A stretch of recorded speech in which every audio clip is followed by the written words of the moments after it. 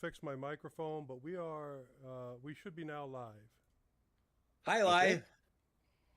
I don't have my teeth and I've been slurring a lot today. Hello, everyone out there in the big wide world. Welcome to As the Stomach Turns. Voice and video. He's gotten quieter. Yes, he has gotten quieter, but he's mumbling, so that makes the difference. Default. Is that better? Oh, Hey, yes. it's getting All better. right. Oh, that's much better to A me. little more. A little more volume. Poco más. More. más. No, I'm over here, Eric. Aha. Not Poco Moss. That's not right. I shouldn't need more volume there. So, how's that? That's good. It's acceptable, but you're just much quieter than you usually are by about 30%. Sounds good to me. He's usually blowing my ears out, so I'm happy with this. Oh, okay. Oh, you don't need eardrums. How's that? Still the same. Good for me, Joe. It was good for me too, Moss. Yeah. Just so you know. Where's the cigarettes? Right. Oh, my wife has some. She's usually willing to share. Family show, guys. That's all innuendo. You're allowed to do that on, Not in my endo.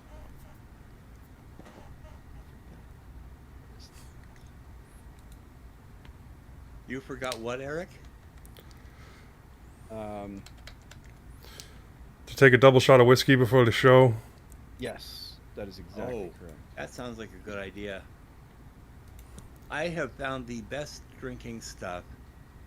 It's called Chocolatini. It's in most of the grocery stores from a company called Uptown Cocktails. It's literally made out of non-standard wine, but it doesn't taste like wine. It tastes like a cocktail, and it's chocolate, and it's smooth as all get out, and it's 17.9% alcohol. I'm still somewhat infatuated with Screwball. Well, Screwball is okay, but if I'm going there, the stuff I was getting was a full 40% peanut butter, and Screwball's only 32. I'm a little out of practice, so I'm okay with that. Mm. I don't think I've had a drink this year. I've been lushing the year away, you bet. What does the... Sorry, what was the one you said, Joe? Screwball. Screwball, what does that taste like? It's peanut butter It's whiskey. Peanut butter whiskey. Oh. I'm a big fan of peanut butter whiskey. I hear the ball part and I think Fireball. No. I'm not a big fan of mint. You know what? My dog is telling me she needs let in, and it's hot outside. Fireball is so. not mint. Fireball is cinnamon. Yes. And some of the most fake, horrible tasting cinnamon ever made. Yes, okay. It's still terrible. Like you taste it. I All right, I gotta let my dog in. I'll be right back. Okay. Sure you do. I forget the brand I've been getting. It was something dog, but it's full 40% flavored whiskey. They got their blackberry is fabulous. Their peanut butter is fabulous. Their other flavors are worth drinking, and they're full 40% whiskey with flavor. Oh. My uncle loves like the Southern Comfort style. Oh, American Honey. That's the one he loves. American Honey. It's fine. You get a nice warm feeling when it goes down, and it's got a. I think it's too sweet personally, but it has a ton of sugar in it. Yeah, that's the other thing. They replace that alcohol with sugar.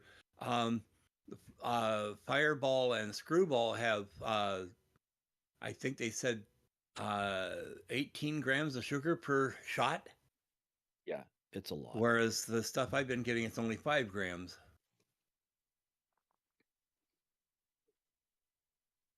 Let me see. Trying to look up what I've been getting because I haven't had some for a while. It's on my list to buy, but we're really overspending our budget right now, so I've been trying not to. Yeah. Screwball, squirrel, sheepdog, old smoky, blind squirrel, bird dog. There it is. Blind squirrel's okay. Bird dog. It's a lot less sugar and a lot more alcohol than Screwball. You got to give him credit. Blind squirrel's pretty funny. Blind squirrel's kind of awesome. There's actually a brand here called PB&W. What's the W? Whiskey. Whiskey. Whiskey. Oh, duh. Jesus. Sometimes. Balanced and creamy with a long-lasting peanut butter aftertaste. Ooh, that doesn't sound good. Oh, it sounds delicious. Long-lasting aftertaste is not. Sounds delicious. Native peanut butter whiskey, silky and sweet with a prolonged peanut butter finish. The bird dog says subtle and velvety with a long peanut butter aftertaste, and I think it's wonderful.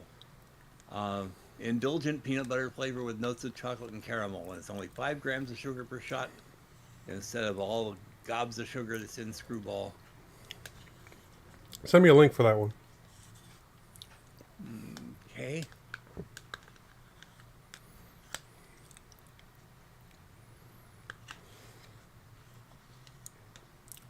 And let me tell you, Joe, their blackberry is every bit as good, if not better. How is their first flavor? Well, I can't. Well, let's just look for it then.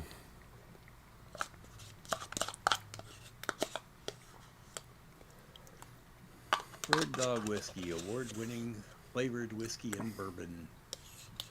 It's birddogwhiskey.com. Let me copy a link. Go back into here. Come on, back into here. Go okay. down to... I think next Friday, Eric's going to get to see me have a drink. There you go, Joe. Thank you, sir. You're welcome. It is lovely stuff. Better than the Screwball, and the blackberry is even better. Blackberry sounds good. Why am I going to get to see you have a drink on Friday? Oh, because of the stream? Yeah. Okay. I don't like to drink alone, and I don't like having, people around me, so... Even if they're not technically physically there, there's still someone present. Yeah. Exactly. I don't like drinking alone either. It makes me feel like there's something weird about it. And usually, if I'm having a drink, Honky's having a beer or something, so it works out.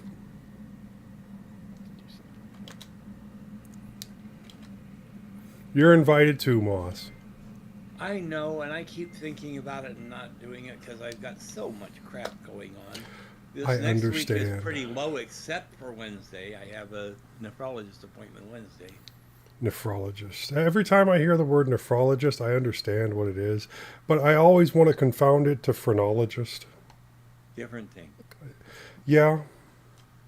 And also not the same as phlebotomist. I'd rather have a bottle. Get the point? Eric, your camera just flew.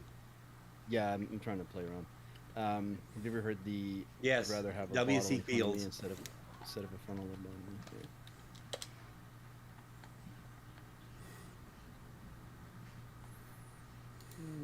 Let's see.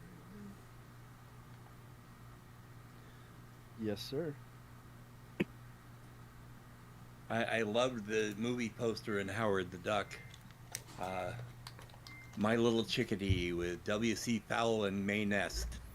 That was a surprisingly good movie. It was. There's so many bits in it that if you blink twice, you miss them. But the worst part about it, it wasn't Howard the Duck. I mean, Bev was intelligent. In the comic, Bev was a total ditz. Yeah, but you really, considering the time frame, you really couldn't do that much with the movie. I know.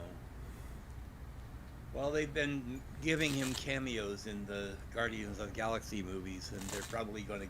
I think he had a cameo in Avengers What's at War. Yeah, he's had a bunch.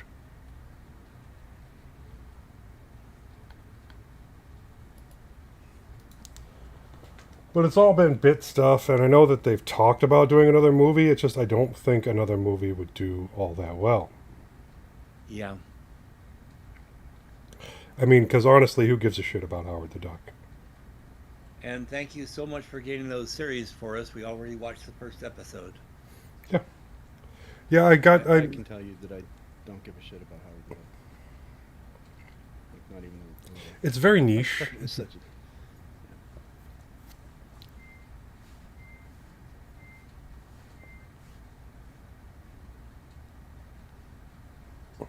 Yeah, the middle's kind of long, but I mean, when they unroll the monster, it's sort of like you're seeing a monster, and then it keeps getting to be more monster and more monster and more monster, and that's kind of cool. and I know that there's a comic book. I'm just not interested. I was very into the comic book, and Steve Gerber taking all that shit from Disney because his duck didn't have pants on, just like Donald. They actually had a whole nother series called Destroyer Duck, which starts out with Howard coming back to his home world, bleeding and dying on the doorstep of his best buddy, Duke Destroyer Duck. And it's, I think, a 8-episode series, 6 episodes, I'm not sure. was it? Lovely comic. They kept referring to Disney as God Corp. Well, like it's like a lot of my friends don't realize that the cult classic movie Tank Girl is based on a comic book, and that's based on a really good comic book. I have gone out of my way to read that one. Well, but I couldn't get into the movie. Why? I tried to watch it, Tank Girl. No, why couldn't you get into it? I just never went anywhere for the first half of the movie. And Yeah, it's a pretty slow burn. I have no idea if I'm going to be able to stand Bridgerton, but Suzanne's going to watch it all, I'm sure. There's this other show that I just saw that has one season called Taboo from 2017. Mm-hmm. Yeah, it's another British show, and This is as opposed to the triple X-rated movies of the that is 70s. correct. That is correct. Hold on, because it's got who are the actors? Tom Hardy in it, and that's why I'm pretty interested. So, Let me see. and East India Trading Company. Like I said, it's only one season, and it is 8 episodes. So I'm gonna see about getting that. Okay, I'm looking it up now. Wikipedia, which knows everything. Mm-hmm. Produced by Scott Free London and Hardy Son and Baker. Yep, 8-episode series. I've seen a couple of clips on YouTube, and it looks interesting. So I'm gonna give it a try. Tom Hardy actually wrote it and co-produced it and wrote the story. Yeah. In 1814, adventurer and businessman James Delaney returns to England, having spent 12 years in Africa, following the death of his father and the approaching end of Great Britain's war with the United States. Taboo explores the dark side of 19th century London, its political and business corruption involving the East India Company, criminal gangs, the misery of the working class, and the increase in wealth of the rich. Christopher Nyholm and Anders Engstrom each directed 4 episodes of the first season. The series has received generally favorable reviews, with critics praising Hardy's performance, visual presentation, and pacing. Yeah, that one's supposed to start out kind of slow and then get interesting. There's a season 2. Is there? When? They planned it in November 2021. 6 of the season 2's 8 planned episodes had been written at that time. Start of filming is contingent upon Hardy's schedule. In May 2022, Knight earmarked the end of 2023 as a potential filming starting date. I mean, it's already been, what, 8 years?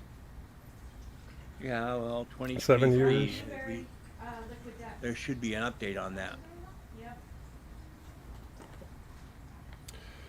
Yeah. Some historians have expressed concern that the East India Company may be portrayed inaccurately. As being a bunch of bastards?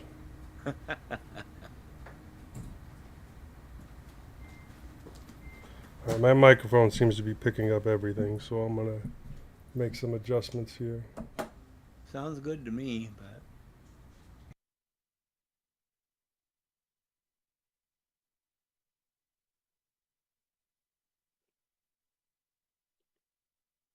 I thought of the Fabulous Furry Freak Brothers yesterday for the first time in oh man, that's a going back. long time. Yeah.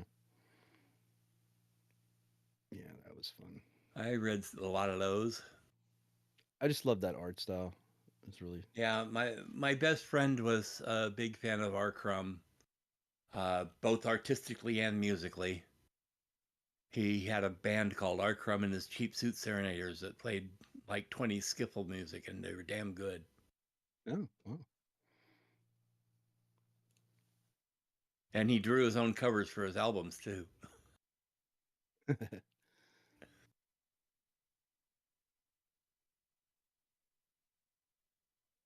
Boy, my mouth never woke up today. I'm having trouble.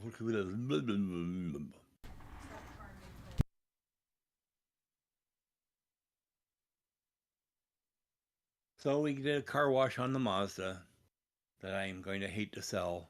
We can probably only get $4,000 for it if we're lucky. Well, how much do you owe on the Hyundai? About 4,500. We paid half of it already. It might be begin in 13 minutes, but beyond that, you should be finished. But yeah, it's an upgrade. The backup camera is probably the biggest thing for me. Having Sirius XM doesn't hurt. But there's so many bells and whistles, some of which are not even useful anymore. It's really not a good car for an autistic person to be driving because there's everything going on all the time. Yeah, lots of distraction. I finally got a car. I just got basically the same car I have, just 9 years newer. I need a slightly newer car. Because I'm just boring like that. It's literally this. I took a picture of both of them like parked next to each other. I have a 2001 Buick Century. Well, I've got a 2014 Mazda 2 if anyone wants to buy it from me. How much you selling it for? I'm hoping to get 45, but probably only 4,000. Seems like a long drive. 5,000. It is, but it gets 36 miles per gallon. What's the difference? I'd have to fly out there. There's an airport in Knoxville. Do you know what they have on planes? People.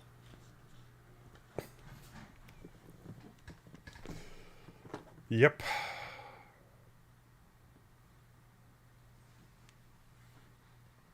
I saw a meme today that said how introverts make friends. 10% stay home and talk to people online. 90% get adopted by an extrovert. That's what usually does it. Getting adopted by an extrovert and being forced to go meet people whether you want to or not.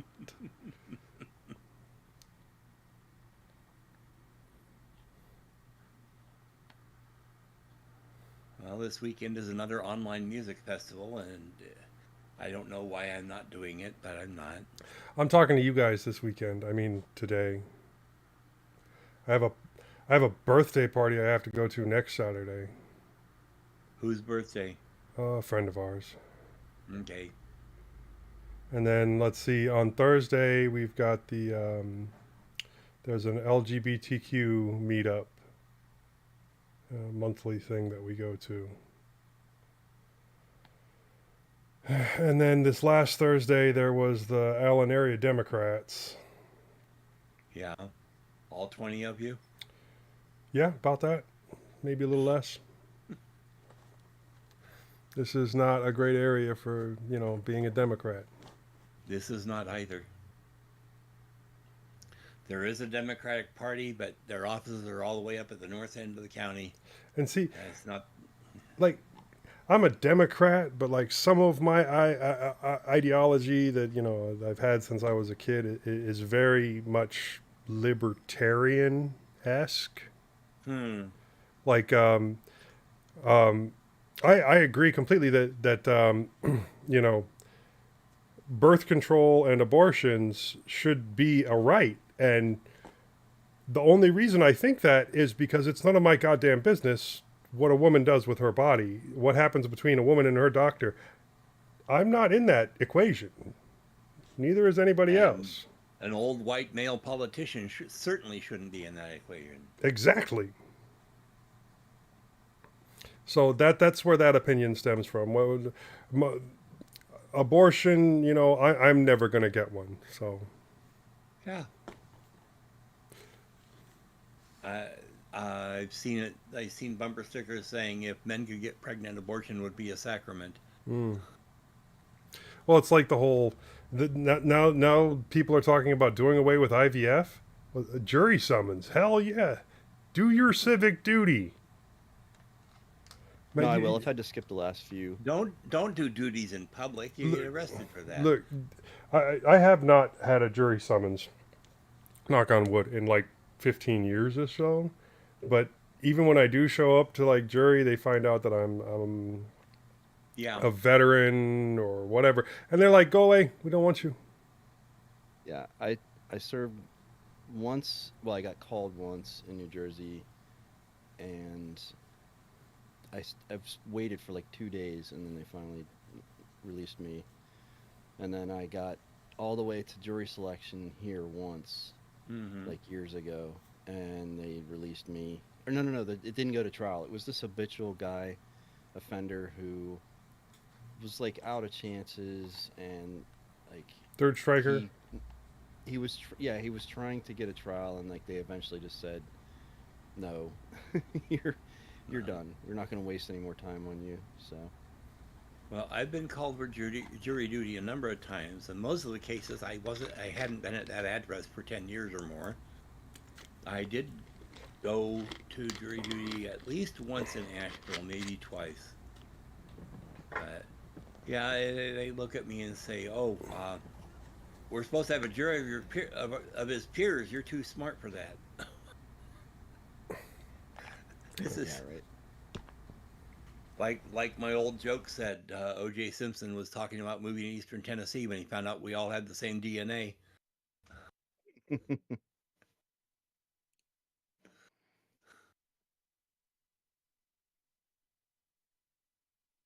The reason my camera was off is it has always driven me crazy that Discord flips your camera horizontally. Uh, and I've noticed that when I held up the jury summons, and I was like, oh no. So I set up a virtual camera on OBS to flip Ah, it because that's how much it annoys me. Anyway, yeah, my wife gets all upset because she wants to be called for jury duty, and she has never in her entire life been called. And I've been called, I mean, literally like 10 times. I mean, maybe it's because my last name's Adams and they just never get further down, down the list. Bliss. I don't know. Yeah, Bliss, right? Yeah. Boylan. So this one is July 22nd on a Monday at 8 a.m.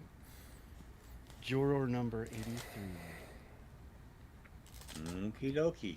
I can get out of this with literally, I could just get a doctor's excuse and Right. just say stop. And I have in the past because I've literally been too sick to do it, and they still call me. Why It's didn't like, you just show up? stop calling me. Huh? Why didn't you show up? Oh, last time I actually did miss it because they send a thing really early, and so I just kind of forgot, and I That's missed happened it, before. and I didn't. I finally got in touch with the clerk like at the end of the week, like Friday instead of Monday. I'm like, I'm sorry. All of the civil servants down here, I don't understand why, but everybody is so nice Like you go to the Hmm. DMV and everybody's like, "Hey, how you doing?" And like there's no wait. Everybody's friendly, nobody's like angry, and I'm I just not used to that. where do you live Yeah. so I can move there? Yeah, right. Florida, Sarasota, Florida, yeah. Really? It's crazy. Well, when I was in Asheville, if people that didn't show up for jury duty were issued a bench warrant. There was at Oh, least I'm a sure. fine. Well, Yeah, no, I and think like here she, what they do is if you miss it the first time, they send you out a warning and say, "Here's your new date. Show up, or there will be a warrant." Yeah. yeah. No, she was cool with it. I mean, I just said, "Look, I'm sorry. I didn't intend to miss it, and um, if you want to put it off for a while, I it would be better for me." And so she's like, "Okay, well, we'll get you in a couple months or something." I had just had Mm. hip surgery the last time they called me, so it was Right. like I just can't do it. So, but Moss, you're selling your car after about 6 months. I finally found a car that I wanted to get. So yesterday, I just went and I'm like, "Oh, I'm just gonna go look at it, and I'm Yeah. not gonna buy it." And Yeah. so then I drive it, and I'm like, "Okay, I really like it." And then, but I had a number in my head, and I'm like, "I'm not spending more than this." And uh, so I went, and they wanted several $1,000s more, and I'm just like, "Nah, I can't do it." It's nothing personal. I mean, I'm not gonna like sit here and argue with you. Like this is just Yeah. what I can And the afford. But rates are psychotic right now. oh, I don't. Well, luckily for me, I have money saved, and I was able to get a decent amount from the trade-in. So it was like Hmm. I didn't have to deal with a loan. But you're right, the rates are just stupid. Like Yeah. if your credit's not good, you're paying like 9%, Ugh. which is just bananas on a Well, loan that size. my Mazda 2 is the what they call lunar silver. It's medium gray but sparkly. Um, I've got a 5-speed stick in it. Um, Nice. it gets 36, 37 miles per gallon. I have complete records. Carfax is kept up to date on it all the time. There's never been a problem that you couldn't just say, well, that's just wear and tear. I drove it for 2.5 years before I was hearing a clunk on the right front when I turned corners. And I Oh, finally took it to the mechanic, and he said, "Oh, your ball joint's been broken for years. Didn't bother me. Still drove well." yeah. Yeah, there's just something about they make those kind of components on those cars a little more robust than they need to be. And I think, the obviously then that the benefit of that is that, you don't you can have play, you know what I mean, or there could be wear and it doesn't feel like there's something wrong. Um, Well, I've had this car for 5.5 years, and including the purchase price, I have spent less than $10,000 on it.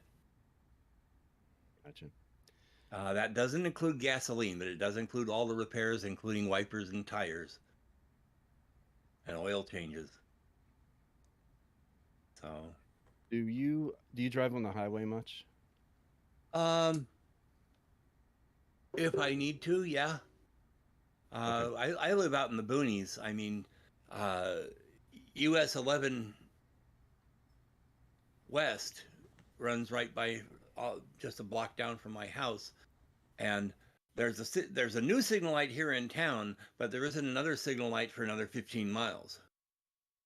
So it's a 4-lane divided highway. It's not controlled access, but 55 is a posted limit, and nobody goes that slow. So it's the same thing as being on the highway. Okay, big question. Yeah, it's funny because I've I been just driving. bought new tires for it 2 weeks before my wife decided she wanted to keep the Chevy. Ah, that stinks. Yeah, that sucks. Big question. What's our next topic? We Oh, have a topic. Well, we were going to get back to Ken, but I think he's still in Alaska, which is why he's not here today. He went on a cruise. I So think we'll have to hold off on Ken for another episode. Ken wins best increase in audio quality by a aspiring podcaster. Oh, I He wasn't was here for that. he was on last week maybe, Mm-hmm. and yeah, the week prior, you could barely hear him, and it was just really very poor. Like he couldn't get the right microphone, Yeah, we spent like and 20, then 30 minutes trying to get them all set up, yeah, and yeah. then Well, I just finished reading his first book and have downloaded the second. Well, I anyway, so this looked. the I looked at last his week he books. sounded amazing. So What, Joe? I looked at his books. I have not purchased any of them yet. I was Well, hoping they'd if be you an have audio. Kindle Unlimited, they're on that. I don't anymore. Uh, I had to cut back some of the monthly it's a little services. militaristic, which is not my favorite type of thing. They're on a you know battle type spaceship, getting attacked by evil aliens and whatnot, and so they are doing military very much like the Navy would, instead of very much like Star Trek would. And so I don't react too well with militaristic stuff, but it's better than some I've read. It was worth reading a second book, which I am starting sometime today. I've read some of the reviews. They said that there's a big shift in the writing from the first book to the rest of the series. Hmm. So Well, what bothered me is from the first chapter to the rest of the book. Because first chapter they introduce a ship and it's on a planet, and then they get attacked and everyone's dead.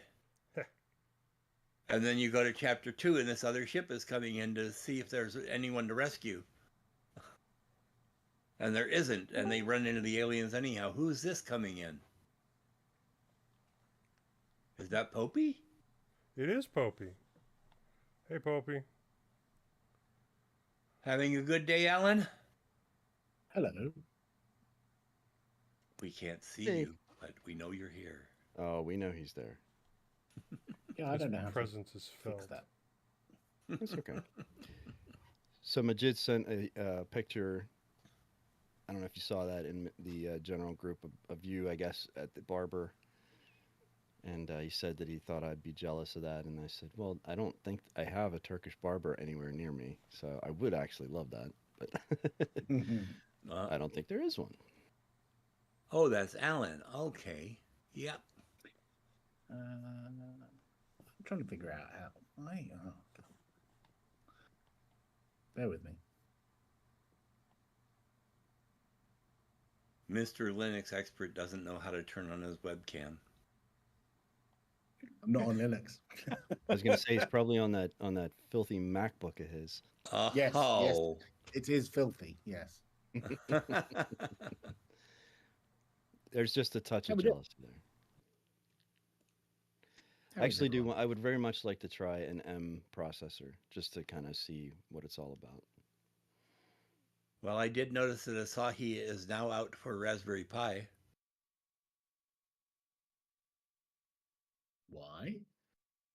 Because they can? Because it's Linux ARM, I already guess. runs on Raspberry Pis. Everyone knows that. Why do they need to do an Asahi?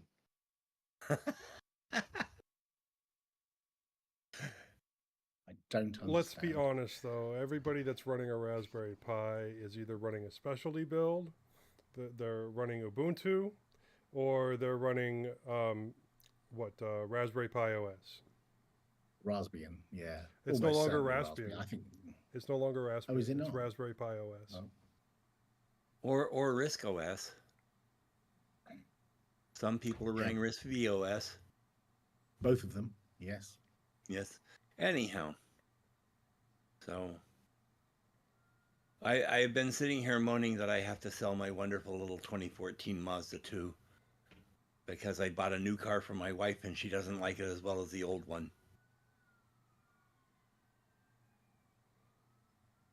Not You just new, reminded but me. I'm going to test drive the new Mini on Wednesday. I got a phone call I've from the been garage. looking pretty They were like, hard at Mini Coopers, very nice. but I'm not gonna new go and ones, though. Take it for a spin. Which model specifically do you like? Who's that aimed at? For you, it's Eric. It's me.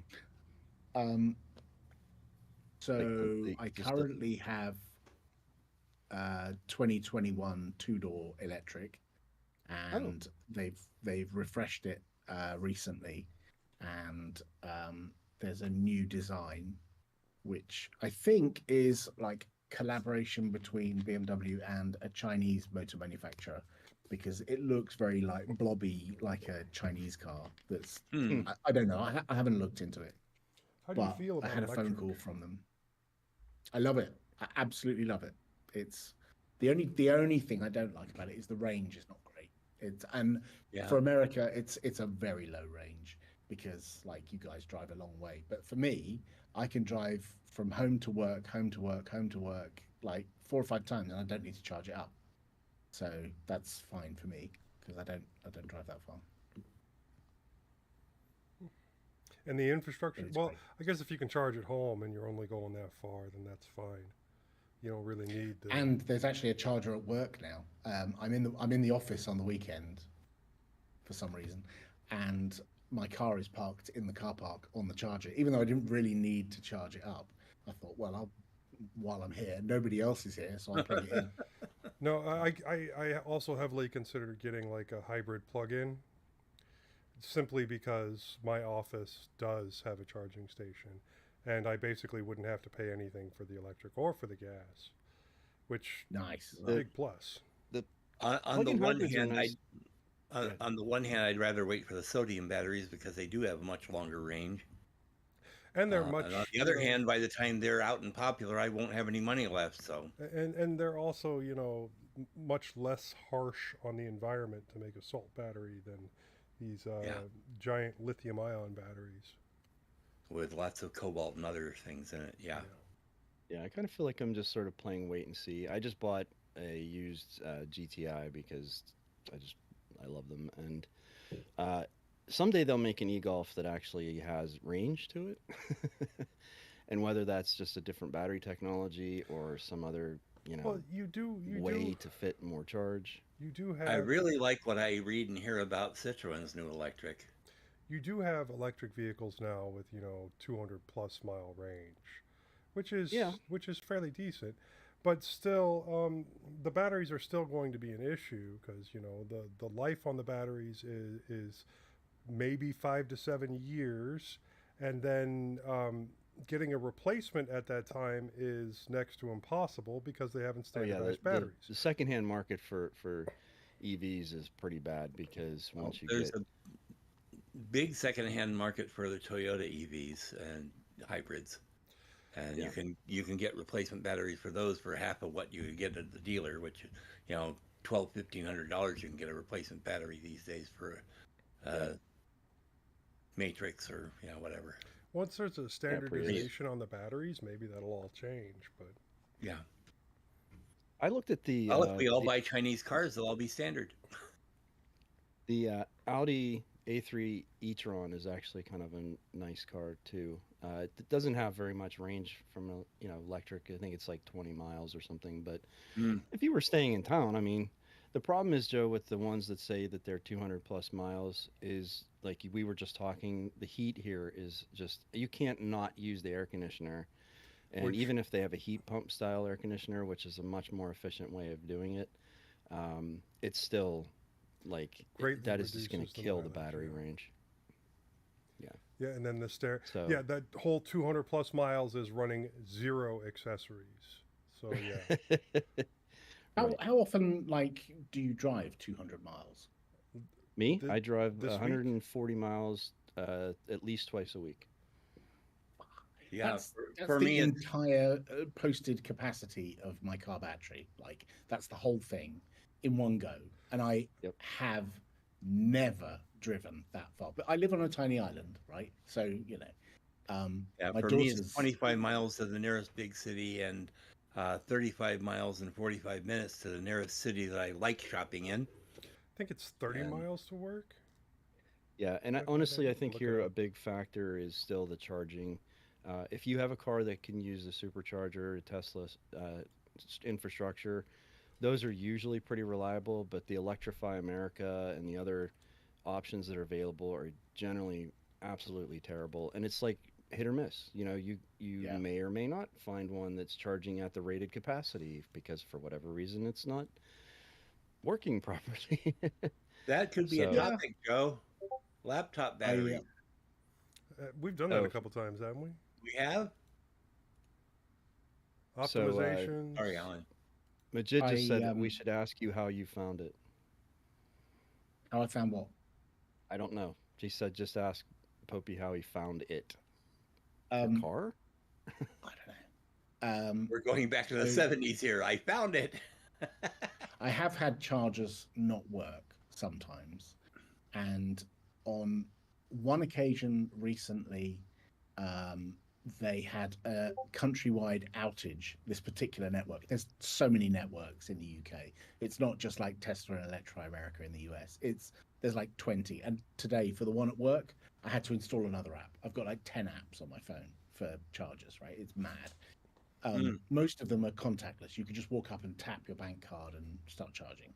That's okay. But the one that I went to about a week ago, the charger just didn't work, and I phoned the telephone number on the front, which is what I always do to see what their support process is like. And they said, "I'm sorry, we've got an outage. There's a server down. This was at a weekend. There's a server down, and unfortunately, there's nobody around to reboot it. So you'll have to wait till Monday." And I'm like, "What? It's Saturday. Like, what? Are you mad? You've How got many like people do single most point of of their failure." driving on weekends? Yeah. Yeah, it's weird. So I didn't need to charge it, so it was fine, right? And on that occasion, it wasn't a problem. But on another occasion, it didn't work, and I phoned up, and it was midnight, and I said, "Look, I actually need to charge this. There are other slower chargers, but I would really like to not sit here for 2 hours. So, like, can you help me fix it?" And they often reboot them, and the display you'll often see Linux like Penguin Tux Penguins, and all the boot messages go by as it reboots the machine, and then it will start a Qt based front end like a kiosk thing, and then you'll be back into the interface and you'll try to install it to charge. Anyway, this one she rebooted it and it was still broken, and I said it's not taking my card, and she said okay, I'll set it to free vend, and so just plug your car in and just take as much as you need. I was like, oh, that's the right way to do it. If you can't take my money, just let me have free electricity. That's Right. I approve. Absolutely. I agree with Yeah. that. That is good customer service. Absolutely.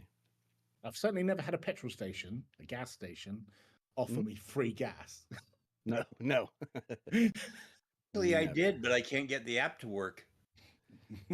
Local gas station called Weigel's. I apparently got enough points buying my wife coffee that I get a free tank of gas, and I can't get the damn app to work. I have to go through and plug in some god awful amount of information into it, and of course they're going to turn around and sell that information, so it may not be a free tank of gas. Well, there's nothing free. The points, it's not like the points were free either. I mean, it is nice. I have a store, there's a chain called Wawa, which is a ridiculous name, but Yeah, anyway, it's a native pretty large American chain. something. Yeah, yeah. So they finally, I had them in New Jersey forever, and I got used to like their coffee, and I just like the shop. And they sell gas here as well. They started selling gas, and you can get the points you earn just like you said from buying coffee or whatever sandwiches. You can then they give you, it's not a free tank, but they give you like either, and there are like tiers depending on how many points you want to spend. So I Mhm. think the maximum you can get is like 20 cents off per gallon, Yeah, that's what we which have if at you're Flint filling up a City large here. Yeah, vehicle, that's quite a nice savings. And so, I mean, my car is only a 12-gallon tank, so it's not like it's. yeah. Although I'll tell you, when gas was 5.50, that was not pleasant. I don't know how. Never I had gas guess. at 550 Well, here. we're just used to cheap gas because like Europe does not Yeah, have cheap gas like we do, and so I could imagine yeah. that being Electric a cars are a huge. much easier sell in Europe than they are here. Exactly. I could see that being like, oh, you mean I don't have to pay those ridiculous prices? So even if you just had a hybrid. And I think honestly, that's where we're kind of missing the boat is that we're trying to make this jump straight to electric without having a really good infrastructure, Hmm. without having people be familiar with how electric car technology works. Hybrids are to me the most straightforward way to get Plug-in there because hybrids. Plug-in well, hybrids. plug-in, even if they're not plug-in, you still have you're still generating electricity from regenerative braking.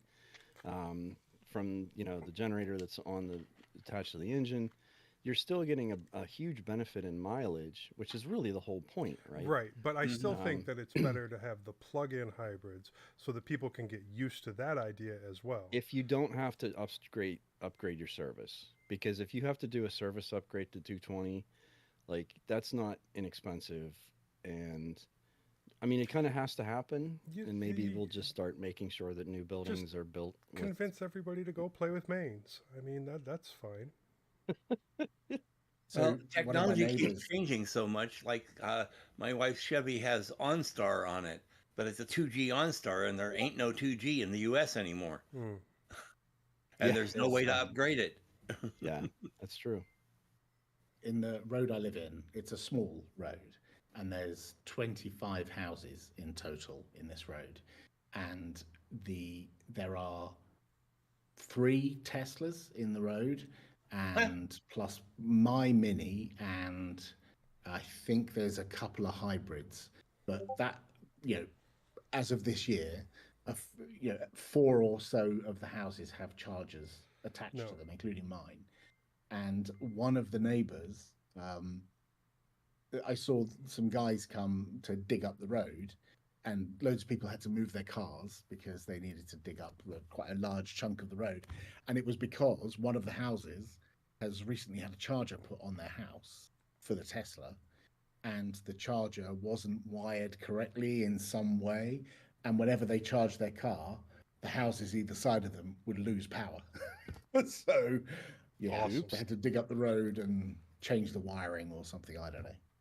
No, I don't think Wow. you it's could like pay me to get a Tesla. this year, I just the absolute abundance of Teslas. If I drive anywhere, pull into a parking lot, there's at least four or five of them. I've even seen a couple of the Cybertrucks, and those things are hideously ugly. Why would you buy that? It's not only that, but all of the like problems that they have had, and all of the warranty write-offs that have happened since the Cybertruck came out. It's garbage. They're My guess saying is that the overproduction at Tesla is so bad that you can see the parking lot that the unsold Teslas are on from space. my It's kind guess of is they're gonna discontinue the Cybertruck because it really just is never going to sell for what they thought it would. It's become a very difficult thing for them to manage the recalls and the problems they're having with them.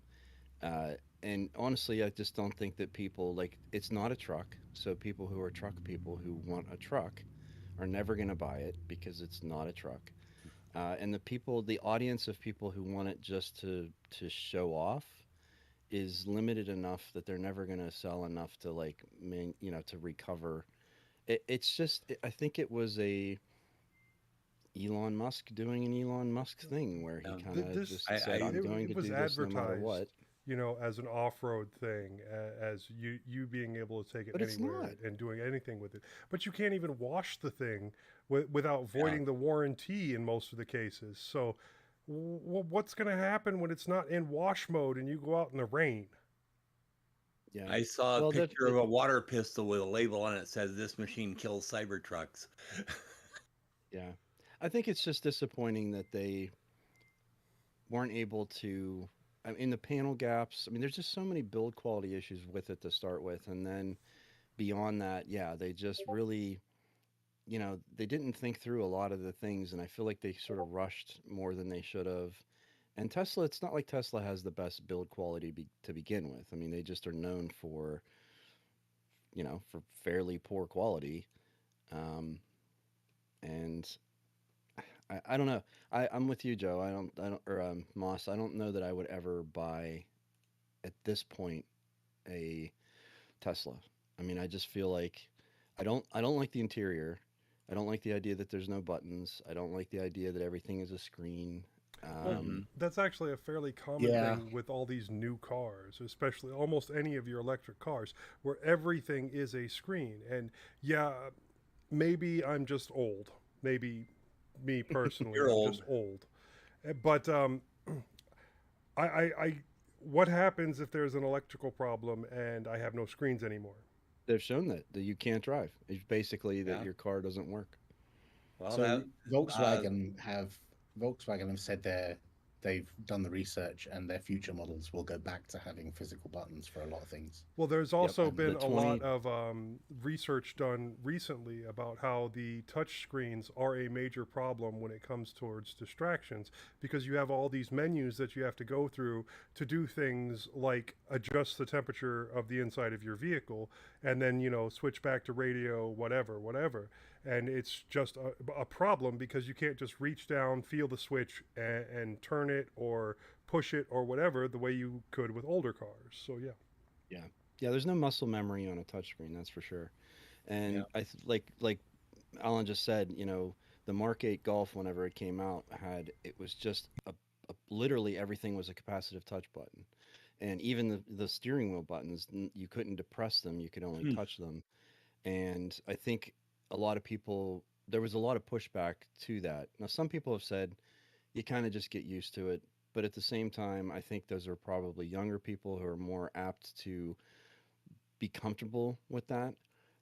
I know that if I had to touch a screen to do the basics like adjusting the fan or just things like that where normally I have a button or a knob, that would probably be very distracting. And I could imagine, most of the time I'm on the highway going, 75, 80 miles an hour.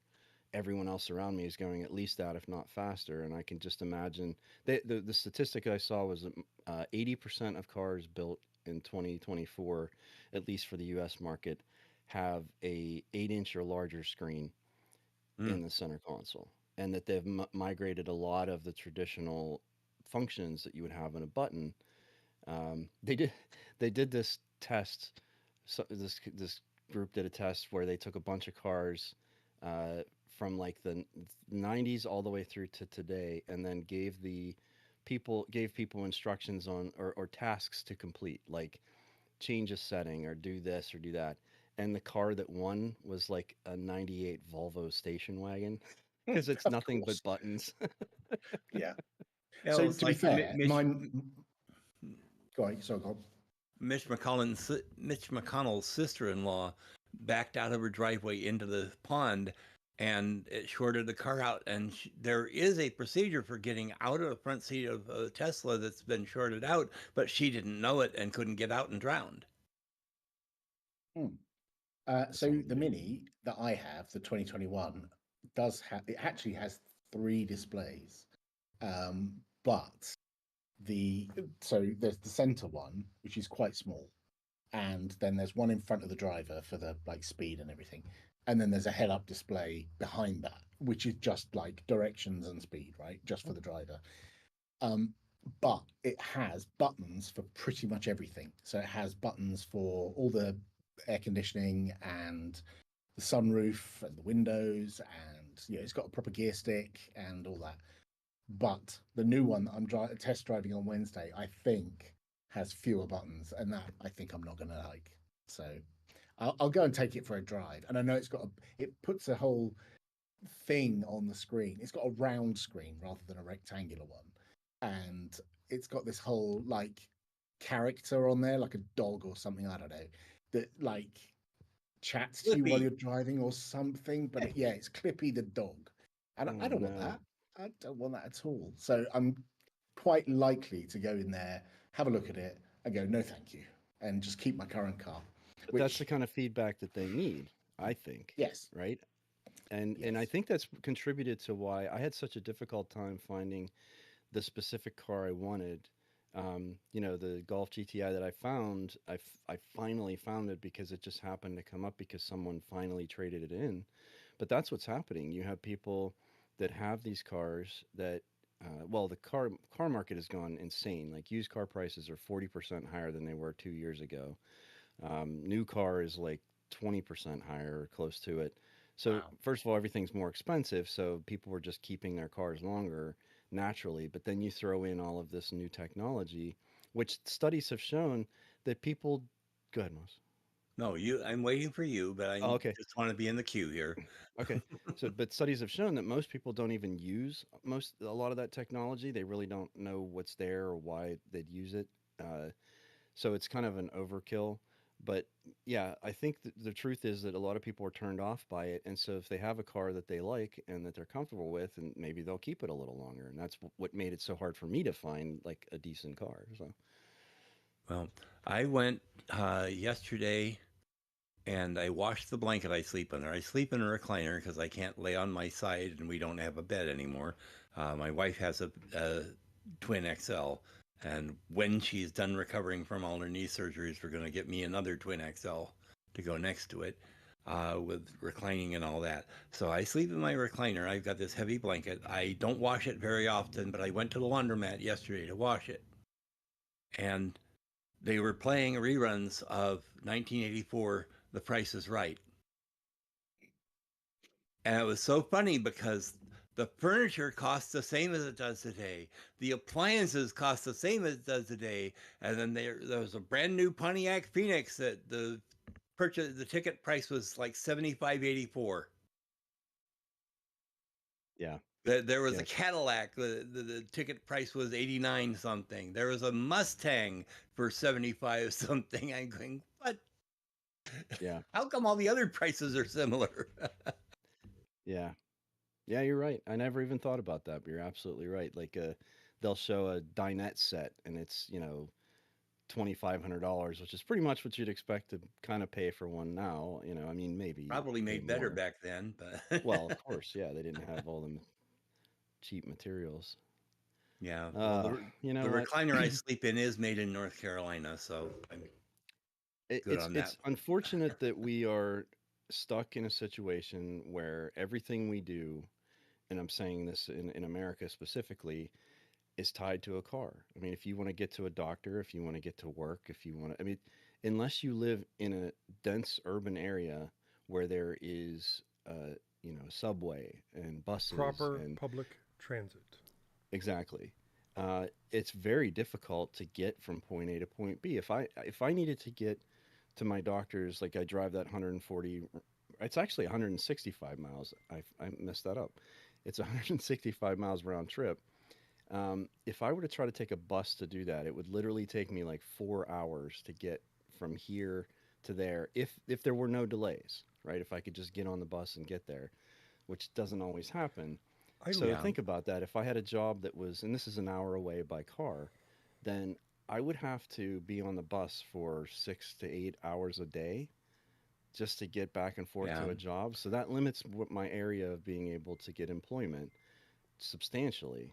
And yeah. I mean, everything's built for cars here. And if you can't get a car, you can't do a lot of things. And it's very, I mean, I I hate the fact that I just spent so much money on a car. I mean, I'm happy with the car, it's a nice car, but it's a substantial amount of Yeah. money for me. I So, live in a very like urban area. I mean, it's DFW. It's Dallas Fort Worth. There's a lot of people that live here, and there is no public transportation specifically where I'm at. There Wow. nothing, nothing. It sucks. Well, where I grew up, there was public transportation, but nobody used it. We thought the bus So, system was semi-mythical.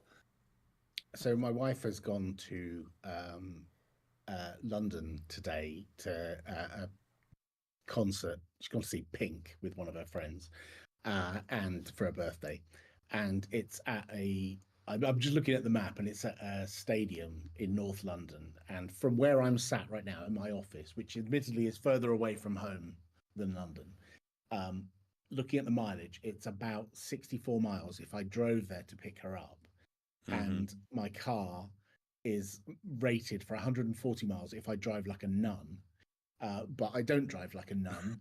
And so I would not be able to get her and pick her up and bring her home, I don't think. Maybe I would, because Yeah, actually getting home is a little bit less. So, and also driving in London at this time of night after a concert finish is not a good idea. So I think they're going to get a train, and I'm trying to figure out where I'm going to pick them up, which is going to yeah. be fun. Well, the other thing that has exploded, of course, is housing costs. I mean, yeah. I'm lucky I am living in an area that the housing costs haven't totally exploded, but we can't move out of here because everything else around us has gone up. Oh, dude, my Yeah. taxes on my head. It's insane how much the taxes went up in 7 years. Well, in Tennessee, there is very, very, very low property taxes. But we went to Baltimore a couple weeks ago, and we couldn't find restaurants that we could afford to eat at. We wound up going to this one Indian restaurant that was really nice and really overfed us, but it still cost us $75 for the two of us to get out of there. Oh, Moss, And that was a cheap restaurant there. I mean, if you order a pizza here, for there's like we'll have friends over, for the kids and stuff like that, and by the time you order enough pizza for, I don't know, 6-8 people, it's like $100. You're like, what? When did this 6-8 people, happen? yeah, Like that would, pizza. We can do it for that would be about 50 insane. here. Yeah. No, I We went to a Mexican restaurant on Thursday, just me and the wife, and it did come out to about $70 after tip. So it wasn't completely terrible, and it was a fairly nice restaurant. I still paid $13 for nachos though. So Yeah, we usually, when we go to a restaurant, we can come out of it. If it's a nice restaurant, chain restaurant, we can come out between 35 and $45 for the two of us. And like I said, our trailer rent is ridiculously cheap, but we can't afford to move because everything else has gone up around us. all right, I have to try at least one more time since Popey's on. Do we Popey, have a topic? yeah, do you have a good idea for a topic?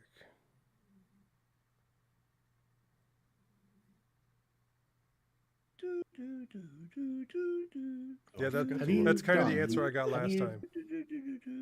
Have you? Moss. Thanks, Moss. Moss.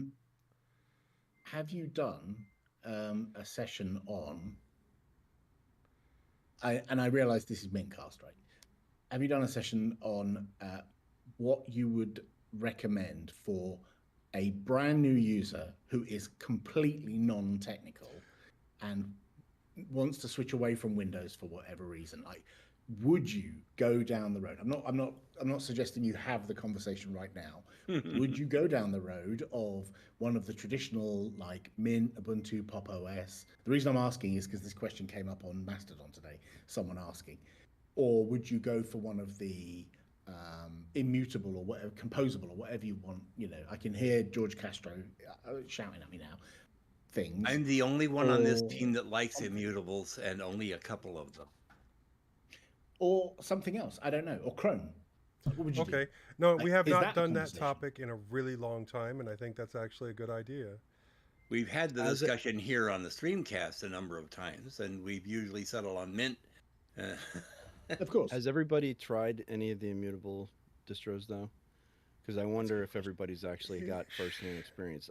I just reviewed Bluefin for my Distro Hoppers Digest for this month, and I had a lot of difficulty with it. I have not. But were you doing things that a normie would do? Yes, I took two sort of paths or two perspectives on it.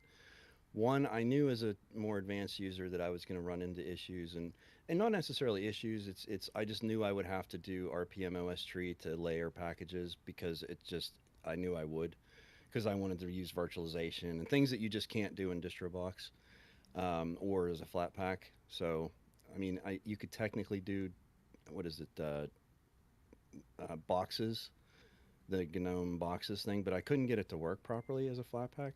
I mean, it's there, but it doesn't. I'm thinking more the user. So the user that was on Mastodon was someone who wanted to use R, the R thing for doing, I don't know, math and stuff. So I think if you closely scoped it to someone who like uses a web browser, obviously, like everyone, probably terminal averse, maybe, and may want to install some more software, but probably not like terminal related stuff, that kind of stuff. I wonder if you tightly focused it, how far you could go before you became unstuck. And that was sort of my second path, was as just a typical user who's going to use a web browser. And I even said to the point where they're probably going to be more comfortable or used to Chrome or Edge or Safari, depending on which system they're coming from. And so Firefox has got to be a close enough approximation of those, which I think it is for the most part. I mean, I don't think it's so dissimilar that you get lost in, like, what's a tab, what's a, so there's that, and you're right, that's built in. The ability to very easily search for flat packs from the software store, that all is pretty seamless. But as soon as you have to step out of it and start playing with Box Buddy and DistroBox, I think that gets a little confusing for normal people. They're not going to understand what containers are. They're not going to understand virtualized systems and things like that. The other thing was, But they'd be for able to some reason, understand app DistroBox image. wasn't set. Hmm? They'd be able to understand app image easy enough. Well, yeah. So and that's the other thing is the mentality of most computer users is if they want a specific program, they don't go to a centralized package manager or software store. They go to the website of the software, right? Right. So The repo that and they so got. Yeah. so so one of the paths I took was, okay, I'm going to download an RPM file because it's Fedora technically. And what happens when I do that? And what it did was it loaded distro or Box Buddy, and it wanted, if there was an existing RPM based distro, so a Fedora install, it wanted to install it into that. If there wasn't, then it was asking you to create one. But I had several instances where an RPM would not install properly in a DistroBox container because of missing dependencies and other things that I think it would assume a full RPM distro might have access to. Hmm. So it still was an imperfect solution. And my conclusion is basically that these are problems that undoubtedly George and other people are going to be able to figure out. They're using the technology that's available today, which is DistroBox and Flatpak, and I think those things will either expand their capabilities or there will be a container system that allows a more tight integration with the underlying system. There are going to be ways to get around these things, but I think if the question is, would I put a new user on an immutable, composable, atomic distro today? I don't think I would, because I think the bulk of the systems, the help, the things they're going to find online are going to be speaking to a traditional system. This sounds like a Um, conversation for next week, but I do want to yeah, say no, but I'm just saying, that, I think there's a lot there, but you have to have that experience of working with the immutable distros Well, to understand Yeah. the state of the art today, and then maybe appreciate what they're doing, but then also understand that, and maybe this is just my opinion, but I think it is difficult. And like to Alan's point, how far can you go down a path before you hit a well, roadblock? So, mhm. as a counterpoint to that, I mean, in some specialty situations, it's actually a better place to start, much like with a Steam Deck, which is running Steam OS, which is an immutable.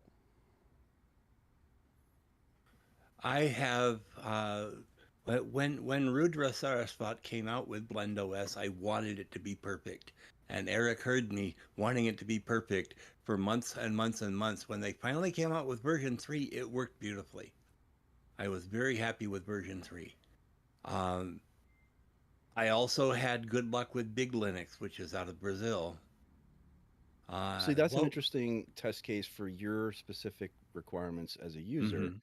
And I think that would be a, see, and that's, I think maybe one of the things, and this is something I used to do when I was a product manager, is I would build personas.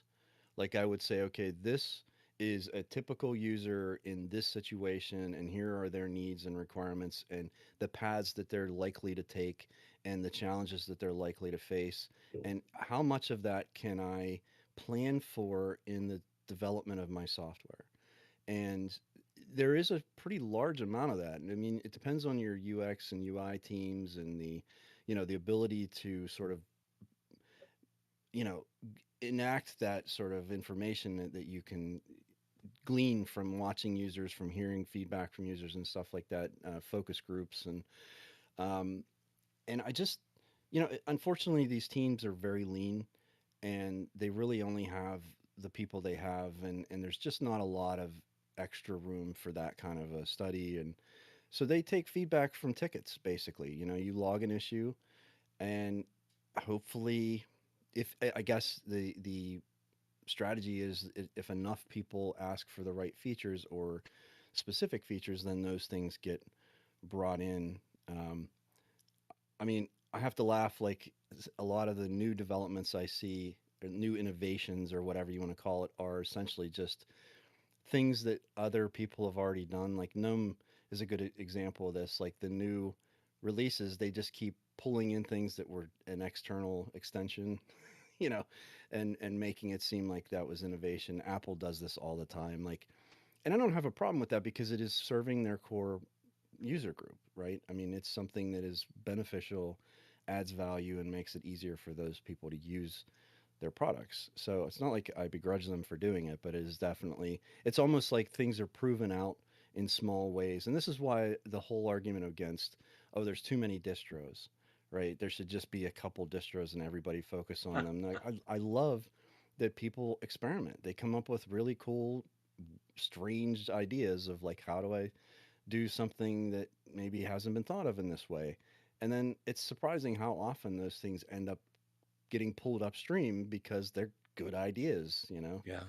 So, So I think the that's a, counterpoint for the immutable stuff is another thread that came up on Mastodon just today, which was someone who rebooted their computer this morning. They were aiming to do some work, and they got a black screen with an init ramfs. Like, what do Oh you yeah. do? Like, if you're not a technical person, that is horrific to be dropped in. Like, it's worse than like a system blue screening on Windows because you can't even boot the thing. It's just broken.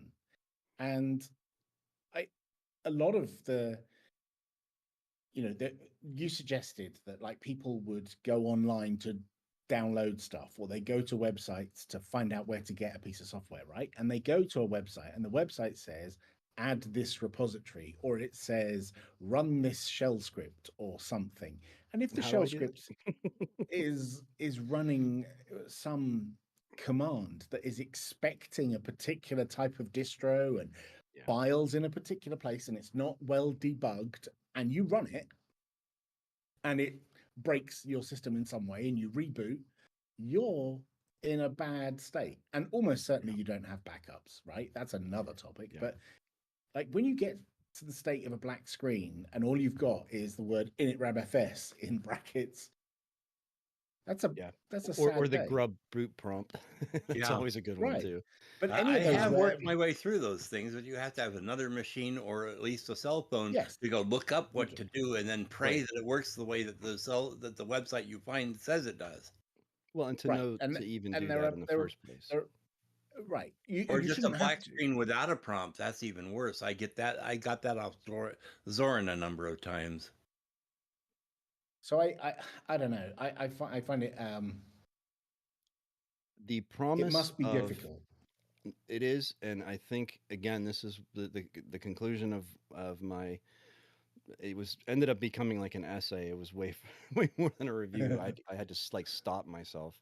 But it really is a philosophy in a lot of ways, because it's not just the technical details of how do you run a system, but it comes down to like, how do we make it as bulletproof as possible for the average user? And when you look at the model of something like Android that uses an AB root system, like that is definitely a very compelling way to handle it, because to Alan's point, you don't end up with just a dead prompt. If something terrible happens, you boot back to the last previous known good working image, and you get on with your life. And or hopefully you the have a next vent day's joystick image sitting around and can boot off of that. well, and then hopefully the next day's image is okay, or 2 days image. The thing that I found kind of funny was there's an expectation that you turn off your computer. George actually even says that on the Bluefin website, or maybe it's the Universal Blue website, where it's like they sort of have like an expectation that a user, as a normal course of action, will use their computer and then turn it off when they're done, so that so that you're booting frequently enough to get new images. Because if you don't reboot, you don't get a new image. And I never reboot unless I absolutely have to. Yeah, I like leave my literally. machines No, off you don't have all to the turn it time off. just to I keep mean, my power bill down. you would so and my wife does that too. She turns off her computer, and it's fine. I don't have a problem. I just don't know how many people actually do that. So you're anytime you make an assumption like that, you are taking a chance that that behavior is not actually true to life. And so there's got to be some other way to. Anyway, I'm getting off track. The point Right. is, I totally agree 100% that an image-based system makes sense for exactly the reason that you're mentioning. I completely think that we will get there.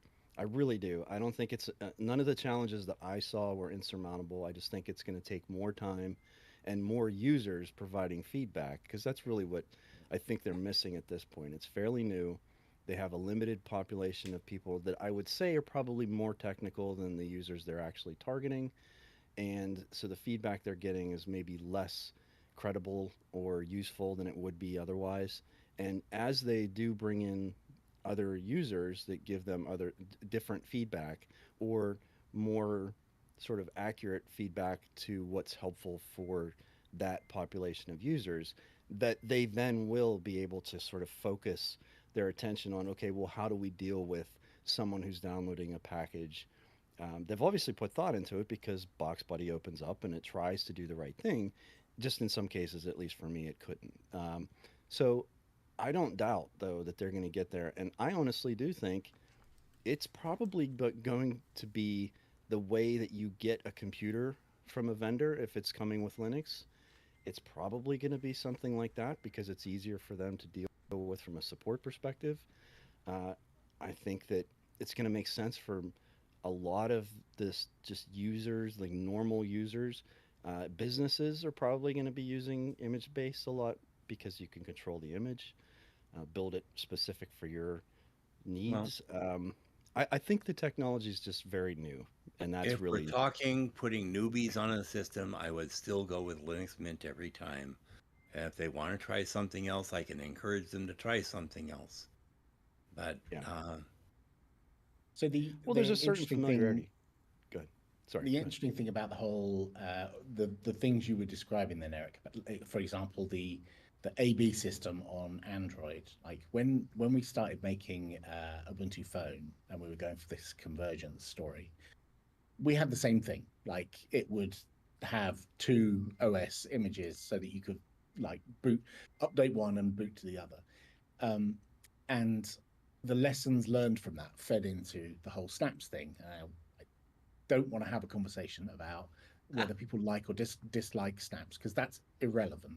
The fact is, Canonical are making them and they're working on an all snap system comparable to, the stuff that George is doing, and it protects users in a similar way. In that, if there's a failed boot, it will boot back to the previous kernel, right, or the previous OS or whatever. So it has those similar kind of protections, but also the fact that it's read only means, and there's no debs on it, means you can't go and install random debs, and running random scripts that try and add PPAs are gonna fail. So you're not going to get to the point where you can, RM some random file somewhere because it's read only, right? Now, I know a lot of people don't like Snap and they don't like Ubuntu Core, but that's the way they're going, right? And they are talking to hardware vendors about images, and the hardware vendors, like the Dells and the HPs of this world, they want this. They Yep. want this because they can Yep. sell it to enterprises, like you said, and the Yep. enterprise want to deploy 1,000 machines, and they want to know that if someone loses a machine, they can press a button and remotely wipe it. Yep. Or if the machine, stops working, they could just give them another machine and carry on working, that kind of stuff, and deploy an Yep. image that's got all of their stack of whatever on corporate applications. Exactly as I've got here. My laptop is deployed by the corporation I work for. And so they want the same thing, but on Linux. And unfortunately, a lot of us old school nerds want total control over every bit on the hard drive. And that's at conflict with the enterprises who are going to deploy thousands and thousands of these. And so it's a bit of a battle between old school Linux nerds and the new world order of Linux. Yeah, it is a major Tough. issue because, the old school nerds are very embedded into everything Linux. And then your average user does not give a crap They want their stuff to work, and that's it. They don't want to have to drop down to the command line to fix an update because something broke. They just want to turn on their computer, check their mail, and use their applications and go about their day. But I want that too. I mean, and that the truth is that I would be fine running Immutable But on a system that was a production system that where I really shouldn't be dicking around and doing things that you know I should just be focused on working on. It might even save me the trouble of of wasting time like I might on a traditional system if I do have some guardrails that say no, this is kind of like, there's only so like if you want to sideload something on Android, kind of the same thing, or but you're anyway, sorry, willing to fix something as opposed to going out and buying a new computer Oh yeah, if something software related breaks. right. No, I I honestly do think that that is the promise of the future, and honestly, there will be room for. I mean, look, people are still running 32-bit operating systems because they refuse to get rid of ancient hardware, and that's a certain community of people. And there are software developers who are willing to help that group of people who are part of that community and want to keep that going. There are people who are doing a lot with emulators for gaming. I mean, there's all these different facets of interests and hobbies and focus of different people in this arena. So absolutely, if there's a focus on a corporate interest in image-based systems because that's what is going to make their lives easier and what sells, then great, then they can do that, and there'll be plenty of distros focused on that. And then if someone wants to still run a system that is composed of individual packages and runs the way it does today, then fine. I'm sure there will still be distros to support that as well. Do you think Arch is ever going to go to, an image-based system? Probably not, because it doesn't work that way. Unless they're putting out a new Orca image every OS 15 already minutes, does it, Steam and Steam both Deck? Blend and Big Linux Yeah, are yeah, running off of Arch. yeah. Probably the single most popular Linux machine right now that you can buy internationally, Steam Yeah, Deck, and it is 100%. Arch. And it's immutable. Yeah, and it's Oh, successful. then I was completely wrong. Of course. Don't listen to me. I don't know anything about No, gaming. but That's my it's a problem. great counterexample, isn't it? It's Yeah. look, here's one that actually works, and Well, and not only it actually works, but you can like hold the power button down and just like turn the thing off, turn it on, and it will come back. It's like yeah, yeah, it works like an appliance more than, yeah, every little bit being so important. Yeah. And I do love that is such a great example of people don't really care about the underlying system as long as they can turn it on and do the thing that they set about doing. If Yeah. it means playing a certain game or whatever, then there was that whole question of are the majority of people going to leave the Steam Deck as it is, or are they going to install Windows optionally like they could? And, I think it's proven out that a lot of people just don't even care. There are some As long people as it that does what they want it to do, There are it's some fine. people that have done the whole dual booting with Windows or just installing Windows on the Steam Deck.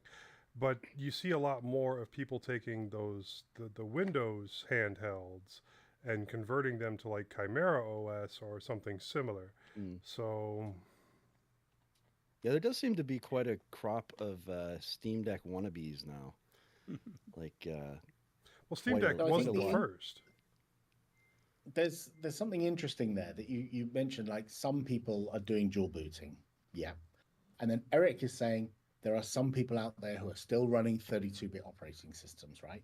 And I am reminded of um, Usagi Electric is an interesting YouTube channel, and Adrian's Digital Basement is another Yeah, like, similar, yeah, yep. like old, and there's a series of videos that Adrian is doing at the moment on a very old Unix machine that he's found. It's great. Everyone should watch it. There's up to 4 videos now, and it's really good. Post a link and check this out The for the next show. Will do. Um, if I think 32-bit Linux will be very soon like that. It will be the kind of archaeology and Yeah.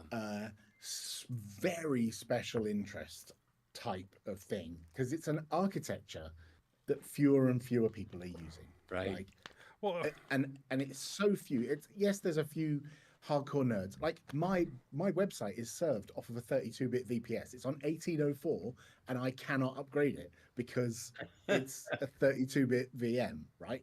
I can wipe it and put a 64-bit OS on there, but it's currently 32-bit, and it's 2018 OS. Right? oh, And I think 32-bit OSs are going to go the way of that. It's a very niche thing, special interest, fun, but the vast majority of people are not going to go anywhere near it. oh, Have you seen number. 8-Bit Guy's YouTube page? 8-Bit I'm Guy? aware of him. Yeah. He is actually Similar kind of making a Commodore 64 of his own that he calls the Commander 16. I don't know why he calls it a 16 because it's 8-bit. The number of netbooks currently sitting in boxes in my garage because I loved the machines and the fact that they're 32-bit and then all the operating systems that I use moved away from 32-bit. And you could Bodhi still still do a has a lot with 32-bit, those. Joe. Yeah, Bodhi does. The MX, last I checked, still did. I don't know if they still do. But yeah, I could put some, alternate things on there. It's just, in the end, it was easier for me to just move on and find new toys to play. Oh, I had to mention Bodhi at Yeah. some point. But yeah, those machines All are right, guys, still... I gotta take Yeah, off. I'm gonna have to My get going butt's here sore. shortly too. And yes, this sounds like a great topic for next week. I think it is. If somebody So- could post that in the Discord that we're going to talk about the operating system we would recommend to new users, along with discussions about the future of immutable systems on our machines and all that. So, Okay. Nice chatting to you guys. Have a good rest Thank of you, your weekend. Alan. It was Absolutely. really great good talking with you. conversation. And thank you for the topic. Yeah, I'm typing it in there now. Thanks, Sweet. Eric. All right. See you all later. Bye. All right. Bye. See you guys.